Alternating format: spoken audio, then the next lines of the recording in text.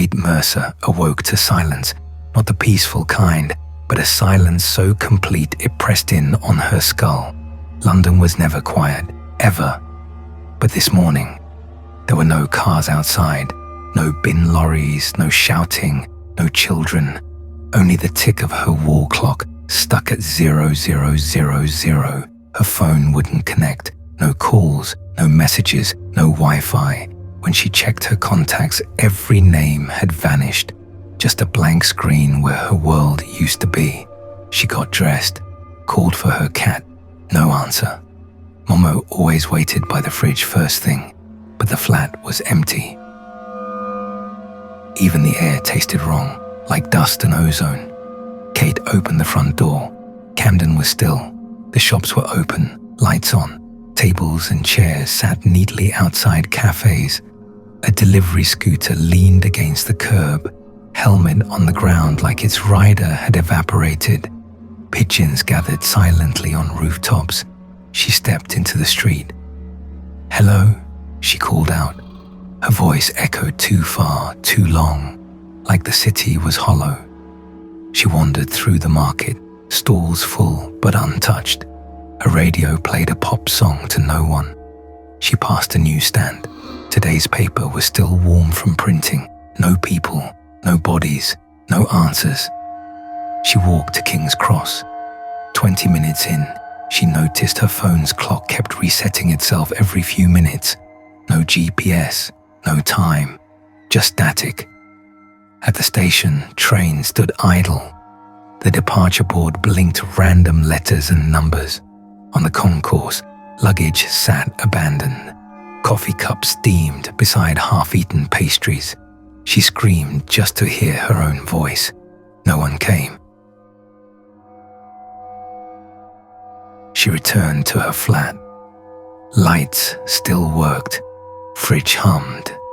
But she locked the door and pushed a bookshelf against it anyway. She pulled curtains tight and huddled in the kitchen with a knife and a flashlight. At 2:11 a.m., the elevator down the hall started moving. It had been broken for weeks. She held her breath. Floor 1, floor 2, floor 3. It stopped. She heard slow, dragging footsteps outside her door. 3 knocks. Not aggressive, not urgent, just waiting. Her phone lit up suddenly. New system update installed. HoloOS 1.0, welcome back. She didn't touch it, didn't blink. The screen flickered again, then showed the front door from the outside. Grainy CCTV footage. The hallway was empty until a shadow passed across the screen, long and twisted, like limbs bending the wrong way. She pulled the plug from the wall. The phone stayed on.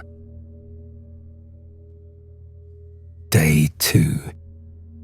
Kate scavenged a backpack and ventured farther.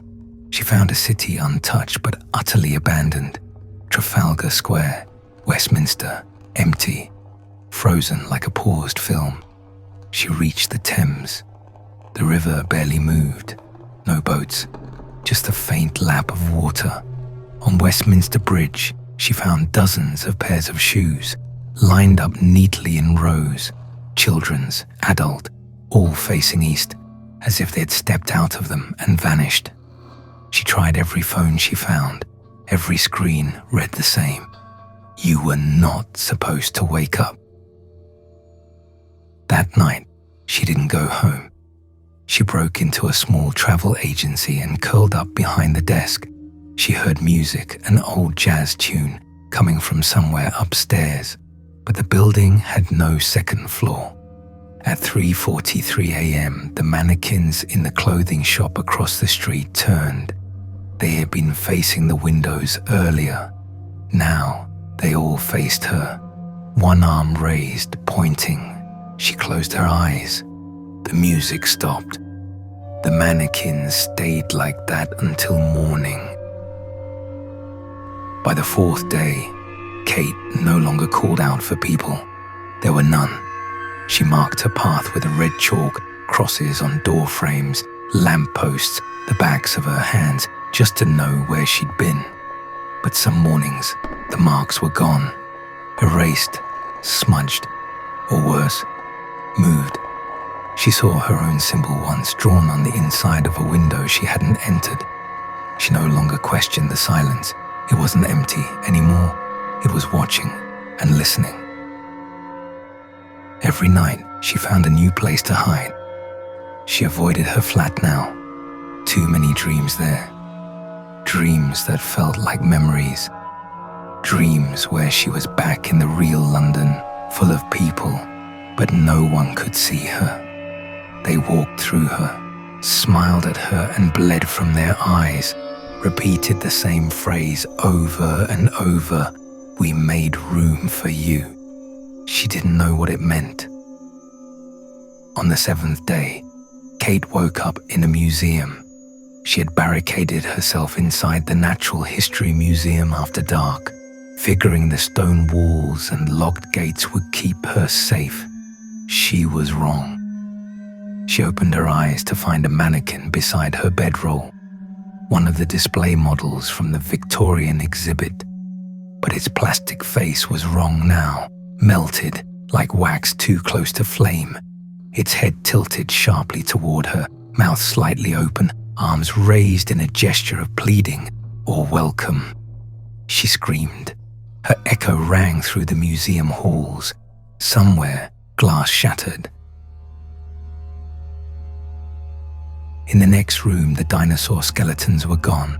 Just empty plinths, bare wires, bones missing. She fled into the street, breath visible in the summer air.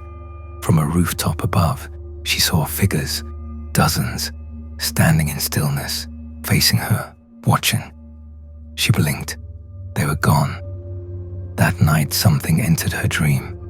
But it wasn't a dream anymore.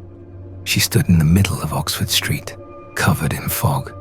The buildings were silent monoliths, windows blinking like eyes. A voice behind her whispered, "You are awake in the dream of something else." She turned. No one.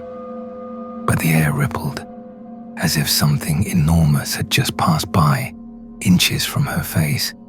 She woke screaming. Her fingers were bleeding, nails torn from scratching the floor in her sleep. Something had been whispering in her ear. Day 9. The city had changed. Doors no longer led to the same places. She entered a barber shop in Soho and found herself in a tube station that no longer existed, Aldwych, she realized, long abandoned. No lights, just dripping pipes and faded ads from the 1960s. A loudspeaker crackled once, then a voice returned to where it ended. She ran. Every reflection she saw, shop windows, puddles, glass, no longer showed her. Instead, they showed others. Pale people with blackened eyes, standing behind her, mouths open in a silent scream. She found a journal inside an abandoned church in Islington. Candles burned, though no one had lit them. The journal was leather-bound, its pages written in a frantic, shaky hand. Day 1, thought I was alone. Day 3, something moves when I sleep. Day 5, they wear our faces. Day 7, I saw myself standing outside. Day 8, the city isn't empty, it's feeding. Kate read the last page. Day 10, the survivors vanish one by one. The hollow wants to be full again. If you see your double, run. It means you're next. The page was dated tomorrow. That night, Kate saw herself, standing at the far end of the hallway in the building she'd just entered. Same coat, same shoes, same blood-streaked forehead. The double didn't move, but it was smiling, not friendly, not sane, just stretching skin into something that resembled a smile. Kate turned and ran, but the building had changed. Stairs spiraled endlessly. Rooms repeated themselves. A door slammed behind her every time she passed through. Her name echoed through the corridors in whispers. Kate. Katie. Kate. Then, silence. She stopped, turned. Her double stood inches away, not breathing, mouth open. Kate screamed. but no sound came out.